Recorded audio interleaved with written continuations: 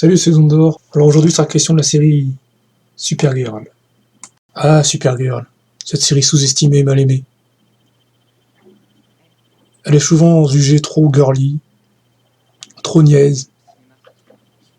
J'ai moi-même été l'un de ses premiers détracteurs à la mi-saison de la toute première saison. Je n'ai même pas eu le courage de la voir en entière. Mais face à la montée grandissante de la fanbase, face à l'annonce d'un futur Lex Luthor, j'ai dû me résoudre à regarder cette série. Cette série qui n'est finalement pas si mauvaise que ça. Oui, cette série n'est pas parfaite, mais quelle série ne l'est pas? Oui, bon, à part... Rise and shine, people. It's your wake-up call. Get your favorite Buffy the Vampire Slayer characters in their best moments on DVD. Yeah, baby, I'm back. The Slayer Collect.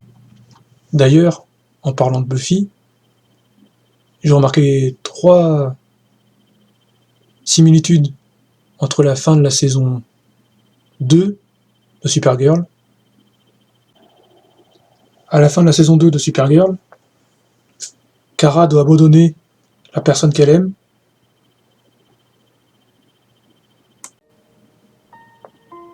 C'est exactement la même chose dans la saison 2 de Buffy, quand Buffy doit sacrifier Angel, la personne qu'elle aime. Au début de la saison 3, Kara rêve qu'elle est encore avec Mon-El. C'est là le problème. Ce qui est exactement pareil avec la saison 3 de Buffy, dans le tout premier épisode, quand Buffy rêve d'Angel, Je ne te quitterai jamais. alors qu'elle n'est plus à ce nid d'elle.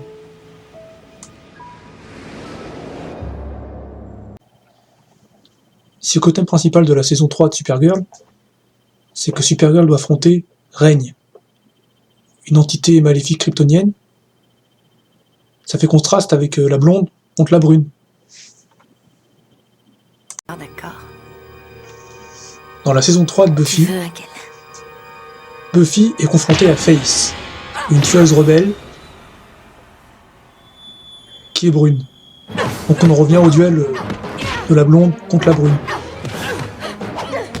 Je dis pas que la brune est mauvaise,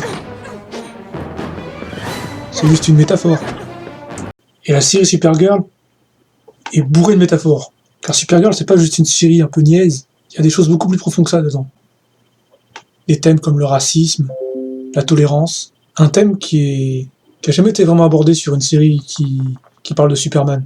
Parce que quand tu réfléchis, Superman, si on l'appelle Superman, c'est parce qu'il a une tête de beau gosse.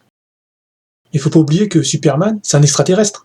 Et s'il ressemblait pas à un humain, il s'appellerait Super Roswell. Super bizarre, voire bizarro.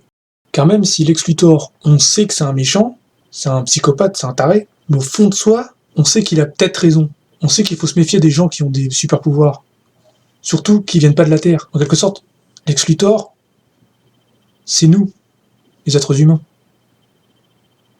Il reflète ce qu'on pense. Mais il reflète de façon mauvaise. Enfin voilà ce que je pense de la série Supergirl. Je vais pas vous spoiler. Il faut la voir. Pour faire votre propre avis. Et je sais qu'aussi certains n'ont pas vu la série Supergirl, mais ils ont vu le Lex Luthor dans Crisis on Infinite Earths, le crossover qui est sorti récemment. Et il faut surtout pas juger le personnage de Lex Luthor en voyant ce crossover. Il y a aussi un autre truc que j'ai remarqué en fait, dans la saison 1 et 2, ils ont casté une actrice pour jouer Allura, la mère de Kara, et à partir de la saison 3, ils ont changé d'actrice. Ils ont repris une ancienne actrice de l'univers de Superman, l'actrice qui jouait Lois Lane, Erika Durance, et elle joue le personnage de Allura, à partir de la saison 3. Mais c'est tout pour les spoils, hein, c'est fini. Bon voilà, j'espère que ma vidéo vous a plu. N'oubliez pas de faire un tour sur ma page Facebook, les vidéos de Xondor. Il y aura un lien dans la description. Et allez faire un petit tour sur la page de mon pote Mathias. Une vidéo avec son père sur de la cuisine. La page s'appelle Etoc, je crois. Il y aura un lien en description.